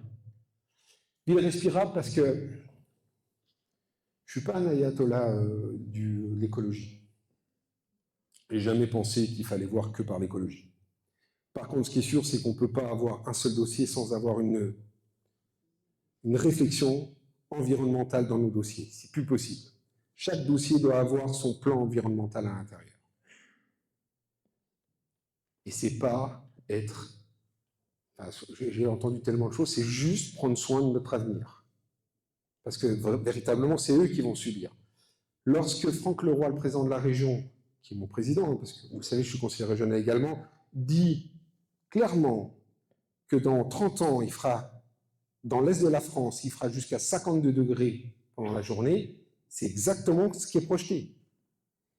Et si vous n'avez pas ces îlots où on peut se mettre un peu à l'abri, je peux vous dire qu'à 52 degrés pendant toute la journée, il va falloir vivre avec ça. Et le corps humain, il n'est pas fait pour vivre à ces températures-là. Plan de végétalisation, rue, place, cours d'école. Alors quand on dit ça, c'est facile, on dit on fait des parterres de fleurs, mais en fait, c'est pas ça, en fait, les plans de végétalisation. C'est pour ça que j'ai incrusté également une rue que vous connaissez bien. Créer de l'ombre, pergola végétalisée, alignement d'arbres. Oui, je pense que les pergolas sur la place juste derrière, c'est tout à fait faisable. Et des pergolas qui sont temporaires. Vous n'êtes pas obligé d'avoir des pergolas définitifs, vous pouvez les enlever. Désimperméabilisation, ça a déjà bien été travaillé. Je pense que la municipalité aujourd'hui a bien bossé, notamment dans les écoles. Ça, je pense qu'on peut leur dire qu'ils ont fait du bon boulot. Matériaux plus clairs, confort d'été en centre-ville, ça aussi, ce sont des habitudes. Il va falloir qu'on admette qu'il faut qu'on arrête d'avoir des tuiles noires, qu'il faut qu'on arrête d'avoir des couleurs sombres, parce que les couleurs sombres, automatiquement, ça attire le soleil, ça attire la chaleur. C'est comme ça que vous avez, quand vous n'avez pas d'ombre, du macadam, vous avez des rues qui sont à plus de 35 degrés pendant l'été, alors que dès que vous commencez à y mettre un peu de végétal, un peu d'ombre, ben, vous descendez tout de suite de 7 degrés dans les rues. C'est beaucoup plus vivable. Objectif, plus de fraîcheur, plus de beauté, parce que c'est sympa aussi de se promener dans ce style de rue, c'est quand même très sympa d'aller faire ces magasins, plus d'attractivité, parce que quand les gens de l'extérieur viennent, c'est plus sympa de se promener que dans une rue où il fait frais, où il y a un peu de verdure, plutôt que de se promener dans une rue où il fait 45 degrés. Et donc c'est l'image suivante, si tu veux bien, Laurie. Voilà, ça c'est pas grand-chose en termes d'investissement, ce sont des pergolas végétales dans la rue Bernaudin. Et ça, vous pouvez décliner ça n'importe où sans avoir à faire des gros travaux. Et c'est pas moi qui l'ai inventé. Hein. C'est-à-dire, j'invente rarement des choses. Je vais voir ce qui est fait ailleurs et ce qui marche, et à partir de là, je vois si on est capable de le faire pour Lunéville et si ça permet d'être bénéfique pour notre ville. Les leviers, réaffectation des charges de travail, ça c'était le levier pour faire mieux avec les forces vives actuelles. Je vous ai dit tout à l'heure, hein, on peut faire mieux, je pense, sans aller chercher notamment des coûts supplémentaires. Donc réaffectation des charges de travail, on en parlait tout à l'heure. Planifier les choses, c'est souvent par des schémas de planification sur plusieurs années. Je vous donne un exemple tout simple. Planification qu'on oublie souvent. La réflexion de voirie, ça c'est un sujet qui est hyper important, la voirie. C'est pas lorsqu'on fait un programme de réflexion de voirie de tapis qu'on a l'impression que ça avance. En fait, la finance publique, c'est simple. Vous prenez votre ville, vous savez combien il y a de kilomètres de rue, à dire par exemple 100 km, on va prendre des choses toutes simples. 100 km de rue dans votre ville. Sur ces 100 km, vous savez que le temps de la qualité d'une rue avant qu'il faille la refaire, c'est à peu près 10 ans. Vous savez que tous les 10 ans, vous devez refaire votre rue. Vous la faites aujourd'hui dans 10 ans, il faudra la refaire. Mais en fait, vous faites vos 100 km, vous divisez par 10, et bien vous savez que tous les ans, il faut que vous fassiez 10 km. Si vous ne faites pas vos 10 km, au bout d'un certain moment, vos rues sont dégradées, vous n'arrivez plus à suivre. C'est ça de la planification. Aussi simple que ça. Et après, on peut le faire de façon intelligente. Macadam, vous avez compris, c'est 10 ans. Le macadam, quand vous avez besoin d'ouvrir la route, vous faites, hop, un coup de lapidaire dedans, enfin de meuleuse, puis vous faites une rustine. Par contre, si vous passez en pavé, un pavé de qualité, c'est 60 ans. Ça coûte 3 fois plus cher, mais ça dure 6 fois plus longtemps qu'une rue normale. C'est pour ça qu'il faut commencer à réfléchir parfois différemment. Quand je vous dis qu'il faut faire différemment, c'est ça qu'il faut faire. C'est avoir le courage de se dire, oui, on va prendre un tout petit peu plus de temps, mais au bout de 10 ans, vous avez des vrais résultats sur le territoire. Et derrière, c'est un résultat financier. La Smart City, j'en ai beaucoup parlé. Je pense que c'est une déformation de ce que j'ai fait récemment. La Smart City, c'est signalement suivi indicateur. Ça, je pense que les premières communes qui se mettront dans la Smart City sont des communes qui seront aidées. Et après, les autres le feront comme on le fait toujours, un peu comme les LED. Si vous les faites les derniers, vous n'avez plus d'aide pour pouvoir les mettre en place. Puis enfin, les financements, c'est prioriser l'utile et aller chercher les subventions, bien évidemment. Et c'est là où on a toute une importance d'être à différents niveaux des collectivités. Il faut être à la région si on veut savoir quels sont les nouveaux financements qui sont cofinancés par la région. Si vous n'y êtes pas, vous passez derrière tout le monde. Il faut avoir du monde au département et c'est pour ça qu'il y a toujours des élus qui sont... Et ce n'est pas du cumul de mandats. Je voulais juste rappeler que le cumul de mandats, ça a été inventé à un moment pour éviter que les députés cumulent les choses. parce qu'on a estimé que certains députés n'avaient pas la capacité. Certes, il y en a plein qui n'avaient pas la capacité de le faire, mais il y a aussi plein de députés qui avaient besoin d'être sur le terrain pour comprendre. Aujourd'hui, ils sont hors sol, ils ne savent même plus ce qui se passe dans la plupart. On a à peu près de chance parce qu'on a un député qui est très terrain, mais on a des coins où les députés ne savent même plus ce qui se passe dans leur territoire. Et après, ben, on voit ce qui se passe aujourd'hui à Paris, où c'est plus un spectacle de regarder l'Assemblée nationale plutôt qu'un lieu d'instruction.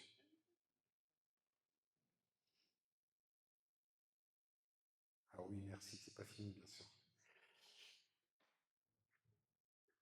Ce soir, je ne voulais pas vous en dire plus parce que je peux vous abreuver d'énormément de choses, mais je pense qu'il y a des choses à digérer. Par contre, c'est un moment où on va vous passer la parole. Pour ceux qui souhaitent, c'est le moment où vous pouvez vous exprimer, poser des questions, même si ça sort du contexte. Parce que, évidemment, tout le monde ne viendra pas aux 3 réunions. Si vous avez des questions sur d'autres choses, n'hésitez pas, on prendra beaucoup de plaisir à y répondre. Le plus dur, c'est la première question, c'est maintenant que vous avez la parole. Juste le temps que je bois un coup, si vous voulez bien, et puis je vous laisse la parole.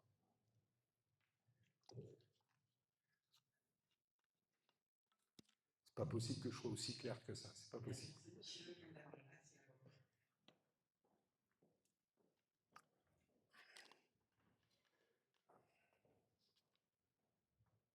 Bonjour, Nathalie. Alors, Nathalie, vous avez parlé de tous ces polices. Je suis policier, j'ai pas de la police. Mais par contre, avant, il y avait des animateurs de quartier. Je crois que c'était facile d'aller vers des gens, vers des personnes, comme la personne que vous avez rencontrée, avec un animateur de quartier.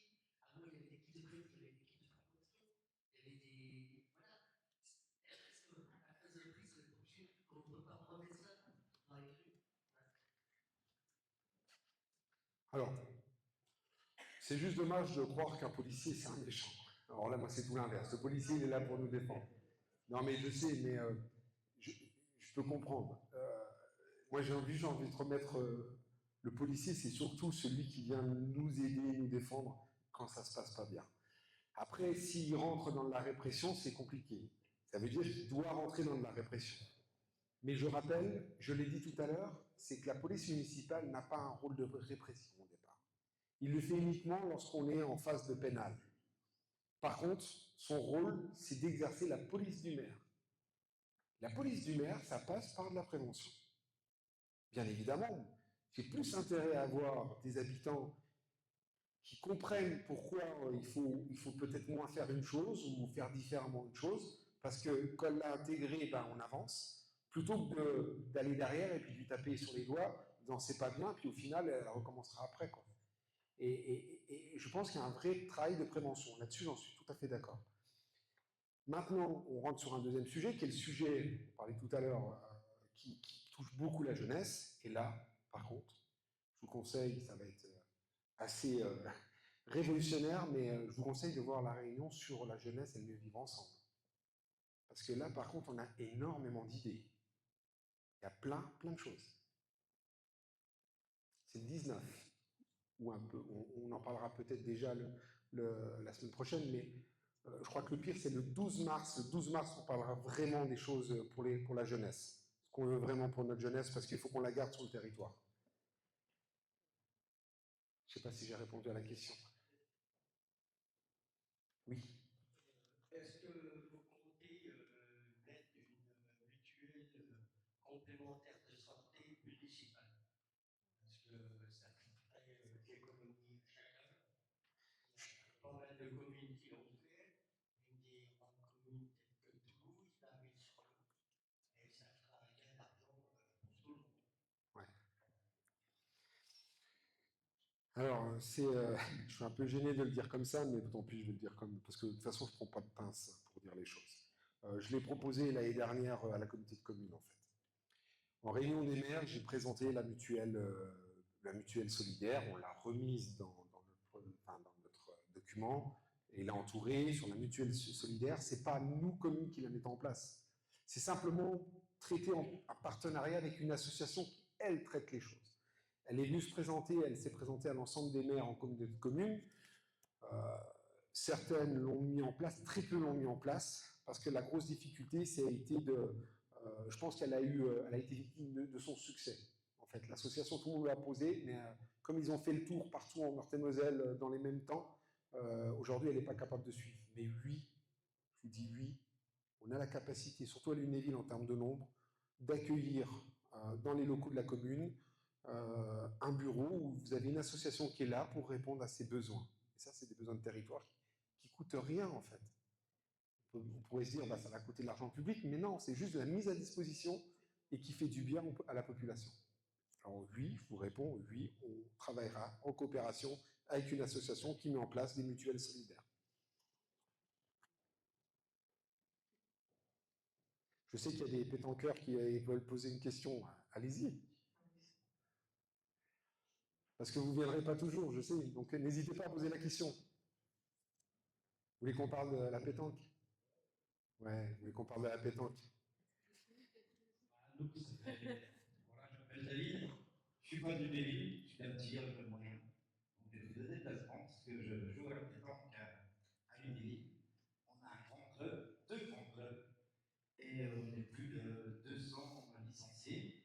On a un club de jeunes enfants qui fait handicapés, l'handisport. Et ils n'ont aucune valeur de représenter, parce que la mairie leur a donné jusqu'à maintenant, aucune valeur. C'est des jeunes qui jouent au froid, tout l'hiver, pas de terrain chauffé. Ils sont plus de 30 licenciés. Ils ont été cette année champions de France.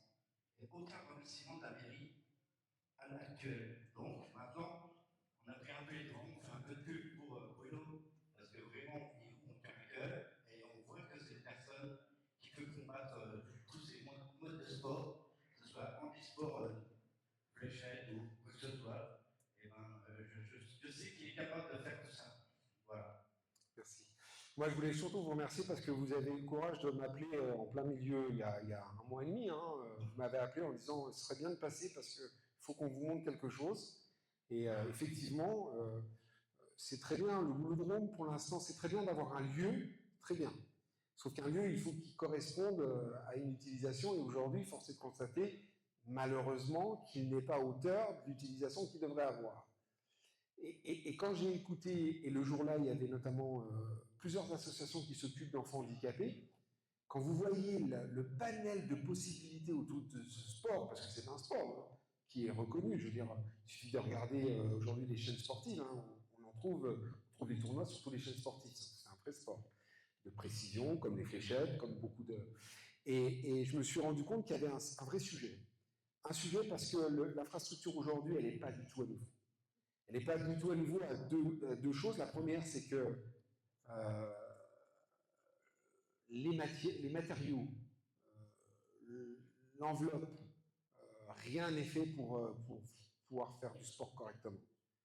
Donc je pense qu'il faut la faire évoluer. Et puis du coup, vous m'avez éveillé sur une question, vous m'avez intéressé sur une chose, vous m'avez dit que dans l'Est de la France, aujourd'hui, il est impossible d'accueillir des compétitions au niveau international et national, parce que ça demande une infrastructure un peu particulière.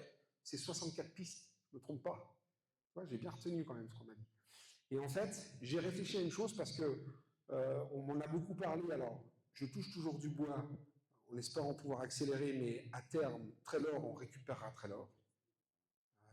Qu'on soit d'accord ou que le propriétaire ne soit pas d'accord, on arrivera à la fin du juridique et on récupérera de toute façon les locaux.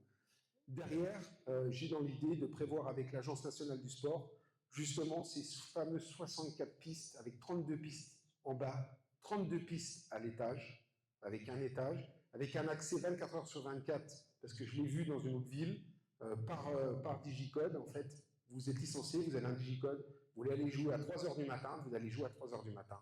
Vous faites ce que vous voulez, et là, on pourra accueillir des compétitions d'ordre international.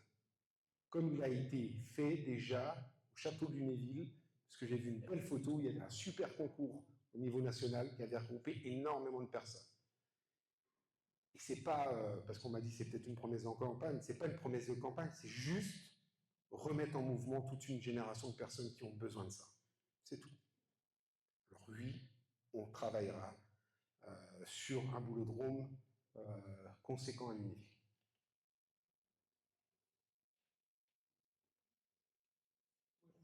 Oui.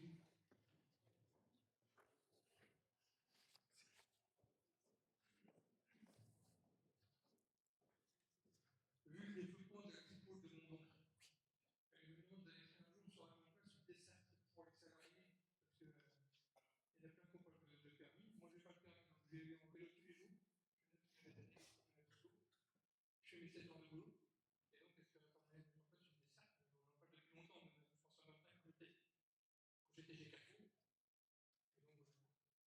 Alors oui, bien sûr, on en parle depuis tellement longtemps que le pays du Lunévillois qui s'occupe de l'organisation de l'immobilité, hein, celle qui vient de faire relancer notamment le transport public à Lunéville. Le transport public à Lunéville est géré par le pays du Lunévillois. C'est lui qui a l'AOM, ce qu'on appelle l'AOM, c'est l'organisation des mobilités du territoire, en relation avec la région, hein, parce que la région met les fonds, le territoire met les fonds à travers la cotisation transport dans les entreprises, et ça crée une enveloppe, et cette enveloppe-là, on l'utilise pour les mobilités du territoire. Aujourd'hui, il a été prévu dans le renouvellement du contrat la capacité de faire un avenant rapidement pour pouvoir aller développer des mobilités pour aller jusque la ronce lactipole de Mondon. Mais ce qu'ont souhaité certains élus, j'aurais préféré que ça aille un peu plus vite, mais ce qu'ils ont souhaité, c'est juste que les 3 entreprises pour lesquelles aujourd'hui les permis de construire sont en train d'être accordés, on a quand même, je vous ai dit, il y a 3 entreprises qui sont en train de s'installer pour les 400 emplois. Ils vont être installés pour les constructions d'ici 2 ans. Ça veut dire que l'avenant viendra à ce moment-là. Juste parce que pour certains, ils préfèrent optimiser. Je l'entends, j'aurais préféré, je le dis, hein, j'aurais préféré que ce soit fait maintenant. D'ailleurs, on a d'autres sujets. Hein. On a des sujets sur Chanteux, on a des sujets à différents endroits, et à Moncel et Lunéville aussi, je crois. Mais lui, je réponds factuellement, il y aura un moment où on n'aura même pas le choix de le faire. Il faut qu'on organise des mobilités vers l'Actipole de Mondon. Et d'ailleurs, c'est pour ça que c'est important dans le futur plan local d'urbanisme intercommunal qu'on est en train de valider. On est en train de valider une zone économique concentrée pour éviter justement d'être dispersé et de ne pas pouvoir mettre en place des installations de services publics. Oui. Bonjour.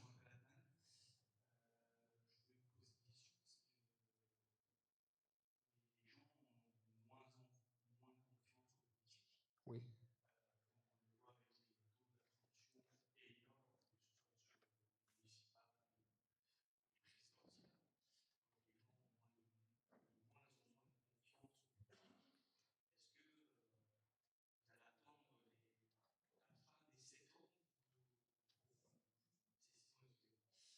Ça sera 7 ans la fois-ci, oui, c'est exceptionnel, mais ça sera 7 ans.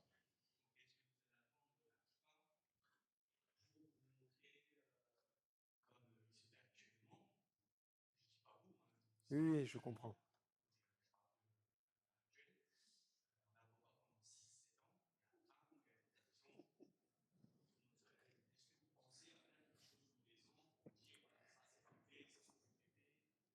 Ok. Je vous l'ai dit, en tout cas, peut-être, ça c'est un de mes défauts. On me l'a assez dit, j'ai un gros défaut, c'est que je bosse et j'oublie de dire ce que je fais. Je le dis, hein, parce que j'ai mes conseillers en communication qui me disent toujours « Bruno, c'est bien, t'as fait ça, t'as fait ça, t'as fait ça, mais tu le dis pas. » Par contre, on me voit. On me voit, ça par contre, on me voit. Non, après j'irai pas me faire voir. Je suis désolé, j'irai pas me faire voir. Par contre, ce que je disais tout à l'heure, le besoin d'aller rendre compte à la population tous les ans, on le fera. Dans les évaluations, on le fera. Par de la réunion publique. Les gens viendront, ils ne viendront pas. On dira ce qu'on a fait bien et on dira aussi qu'on a fait mal. Parce que pourquoi on a une perte de confiance du monde politique? C'est parce que quand on écoute certains, en fait, ils ne font que les choses bien. Il n'y a jamais de truc mal qui est fait. Alors je peux vous dire que moi, sur 6 ans à la communauté de communes, on en a raté des choses. On en a raté parce que c'est la vie, quoi. Des fois, on espère faire un truc, je vais vous donner l'exemple. Lorsqu'on a décidé de travailler sur la baisse des charges sur les ordures ménagères, on a regardé trois possibilités. Je me suis rapproché d'Evodia, le syndicat de gestion publique, pour lequel on a réussi à rentrer en relation avec eux. Le deuxième, on s'est rapproché d'une étude dans la Meuse pour acheter une unité de valorisation énergétique dans la Meuse. Et la troisième, on a essayé de se rapprocher du Grand Nancy pour travailler avec le Grand Nancy. Parce qu'en tant que chef d'entreprise, si j'ai besoin d'aller chercher, je parlais tout à l'heure de réagir comme un chef d'entreprise, si j'ai besoin de descendre mes charges, je ne vais pas dire que je fais confiance à un, j'essaye de voir plusieurs trucs. Puis j'essaye de trouver la meilleure des solutions. Eh bien, Nancy, on n'a pas réussi à travailler avec eux alors qu'on est resté amis. Hein. Il n'y a aucun sujet avec le Grand Nancy. Il ne faut pas le voir comme un échec. Ça ne nous a rien coûté. On a discuté, on a eu beaucoup de discussions, ça ne nous a rien coûté. Par contre, Tronville-en-Barrois, ça nous a coûté un peu d'études. On n'y est pas allé, mais ça nous a coûté un peu d'études. Ça nous a au moins compris que ça ne servait à rien d'y aller. Et on va me dire, bah oui, mais ça nous a coûté un peu d'argent. Oui, mais ça nous a aussi permis de décider la troisième solution qui, elle, va nous permettre de gagner, je l'ai dit tout à l'heure, le chiffre, je l'ai annoncé, 700 000 € de gestion tous les ans, à partir du moment où on est rentré à l'intérieur. Alors, on a dépensé un tout petit peu d'argent, oui, mais ça fait partie de ce qu'on doit faire. Et ça, il faut qu'on le dise. Je ne peux pas dire simplement, on est les meilleurs, on a réussi. Non, Tronville, ça n'a pas marché. Ça nous a coûté un peu d'argent, ça n'a pas marché, mais ce n'est pas grave. Donc, on avance sur d'autres choses. Et puis parfois, il y a d'autres choses aussi sur lesquelles on se plante, parce qu'on est des êtres humains, je pense, et c'est ce qui nous caractérise. Des fois, on espère, vous savez, on espère faire des choses bien, et puis quand vous avez ce qu'on a vu tout à l'heure, la guerre d'Ukraine qui tombe en plein milieu, ça vient vous détruire tout ce que vous avez fait. C'est tout, c'est comme ça. Donc oui, pour vous répondre, et j'espère que j'ai répondu à votre question, non, on n'attendra pas la fin pour se voir. Il y aura des réunions publiques, c'est-à-dire que vous pourrez venir me voir quand vous le souhaitez, en tout cas vous aurez l'occasion de le faire, et ça ne sera pas des réunions où on fera simplement à se taper sur le ventre en disant qu'on est les plus beaux, les meilleurs, ça sera un état des lieux clair et précis, des choses qui ont marché, des choses qui ont moins marché. Et si à la fin, ça ne marche pas bien pendant 6 ans, c'est les urnes qui décident. J'espère que j'ai répondu à votre question. Des questions? Oui, c'est pas du tout une question, parce que moi, ce que je veux dire, c'est que je fais partie du collectif citoyen. Oui. J'ai assisté à des campagnes depuis longtemps, donc ça fait depuis les années 80, et cette campagne est restée dans notre mémoire. Pourquoi? Vous avez parlé du bon horizon. Et ce soir, je suis content parce que je le constate qu'il y a beaucoup de jeunesse de différentes cultures qui participent à cette campagne parce qu'ils ont tous envie d'apporter quelque chose de bien à la vie parce qu'ils t'aiment. Ils ont grandi avec toi. Ils ont joué au foot avec toi. Oui. Et je pense que si tu as réussi à les mobiliser, c'est parce que tu t'es à leur écoute et tu leur as fait confiance.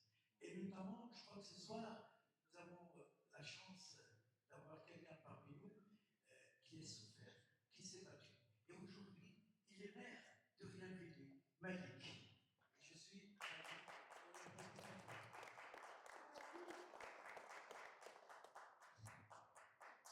et je dirais, le monde ce soir, je crois que le combat, il est gagné. Merci. Il n'y a pas d'autre mot, il est gagné. Merci. Alors, là où je suis très content de voir Malik ce soir, excuse-moi Malik, je t'ai aperçu, mais j'avais déjà commencé, c'est juste parce que moi, il y a un truc qui me plaît énormément dans tout ça, et on en a parlé avec différents maires, c'est que j'arrête pas de défendre le fait que la ville ne peut pas travailler sans les autres communes. C'est pas possible. Je suis désolé, c'est impossible. Quand je dis trivialement, à l'époque, en conseil communautaire, comme dit oui, mais Béna, c'est pas Lunéville. Bah oui, Béna-Ménil, c'est un quartier de Lunéville. Je le dis et j'assume, Béna-Ménil, c'est un quartier de Lunéville. Jolivet, c'est un quartier de Lunéville. Rehinvillers, c'est un quartier de Lunéville. Ça ne veut pas dire qu'ils n'ont pas leur spécificité et ils sont indépendants et c'est très bien. Par contre, les gens qui habitent dans les villages viennent au moins 3 fois par semaine à Lunéville pour vivre à Lunéville. Et on ne peut pas faire simplement dire, ceux qui ne sont pas de Lunéville, et j'ai entendu tout à l'heure des personnes qui s'engagent dans les associations lunévilloises, c'est pas parce qu'on n'habite pas tous les soirs à Lunéville qu'on n'est pas intéressé par ce qui se passe à Lunéville. Et Lunéville sera fort si le territoire est fort, je le répète. Et Lunéville a besoin d'être forte. Merci d'être là, Malik. Et il n'y a pas que Malik, hein, parce qu'il y a Hervé Bertrand qui est là aussi, qui est de la Ronce. Et qui sait, on a fait 6 ans pour apprendre à se connaître et aujourd'hui, on est en face sur énormément de choses. En tout cas, sur la gestion économique, là, je crois qu'on est plus qu'en face. Ouais. D'autres personnes souhaiteraient intervenir?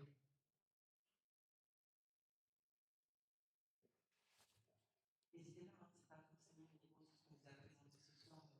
Comme l'a dit Bruno, ça peut être sur d'autres questions que vous ne pouvez pas revenir aux 2 autres réunions publiques? Oui.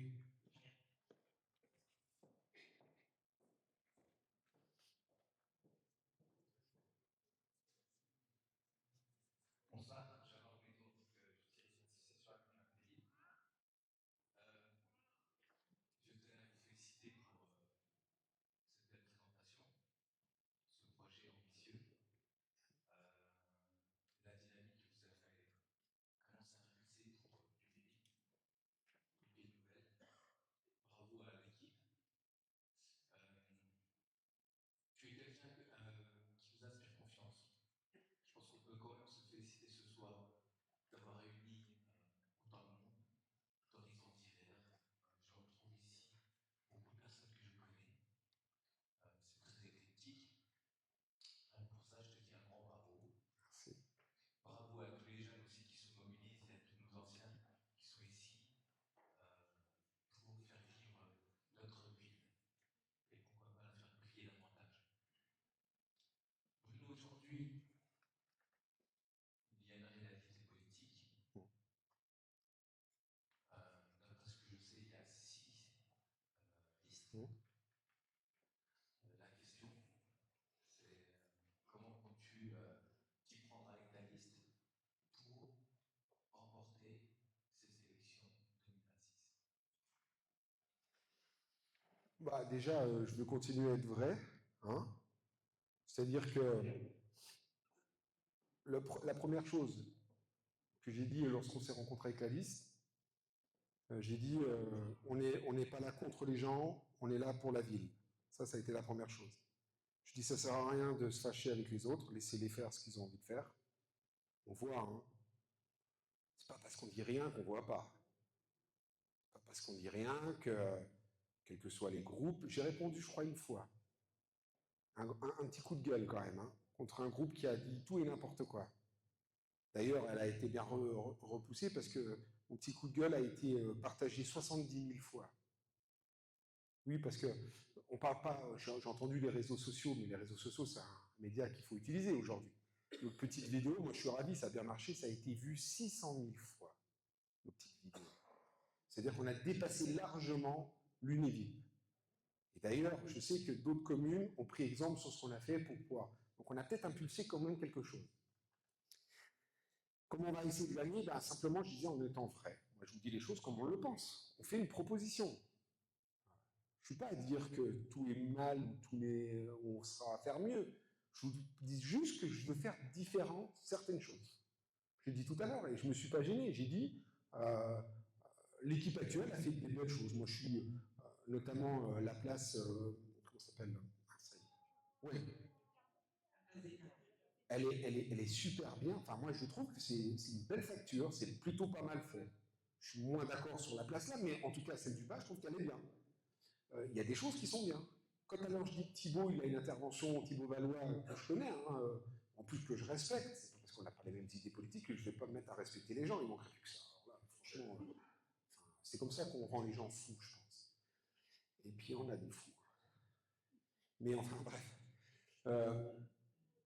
Thibault, tout à l'heure, dit sur les réseaux, je répète, entre le château de Lunéville et l'église Saint-Jacques, on doit avoir le fameux, ce que je disais tout à l'heure, un schéma piéton, quelque chose de sympathique pour aller se balader.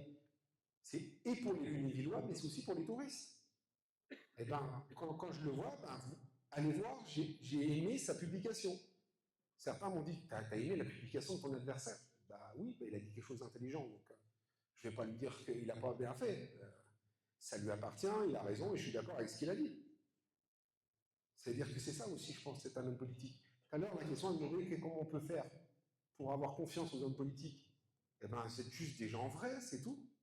Je pense que le jour où les gens commenceront à avoir des personnes qui gèrent des communes et qui sont accessibles, c'est-à-dire que vous pouvez aller les voir et pouvoir discuter des sujets, ben, et puis avoir des gens qui vous disent la vérité, quand je dis la vérité, qui n'ont pas peur de vous dire les choses comme elles sont, ben, je pense que là, on commencera à avoir raison. Et c'est là qu'on commencera peut-être à déplafonner certaines choses. Donc moi, c'est ce que je propose pour l'UNEVI. Après, je veux juste ajouter aussi, c'est qu'on n'a pas fait de local de campagne, on n'en a pas parlé. Ah oui. Et c'est quand même assez important parce qu'en effet,